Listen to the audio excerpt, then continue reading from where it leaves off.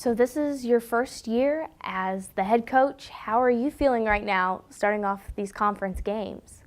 Well, I think we've made some progress. I've got a very young team, so I'm learning with them, they're learning with me. But I've been pleased with the work ethic and the team unity and how they go about practice each day has been good. What would you say some of the difficulties have been as you've become head coach this year?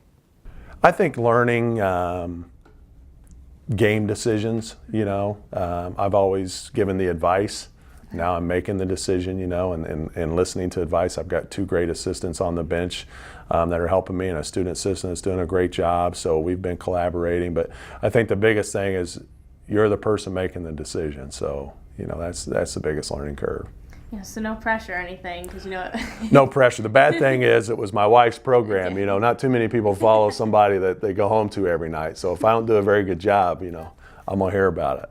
And how are your seniors doing? I mean, coming in as their last season with their first conference games? Yeah, and unfortunately they get a new coach there last year. I was familiar as an assistant, but they've done very well. They've been excellent leaders, and they're both going to graduate and do well in life, and that's really what's most important.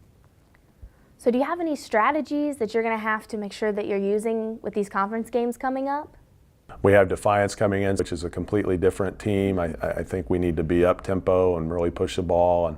And they have the biggest 6'3" post player that's in the league, and she's averaging a double-double. And so that causes problems for the team whose tallest kid's 6 foot and everybody else is 5'4" and 5'5".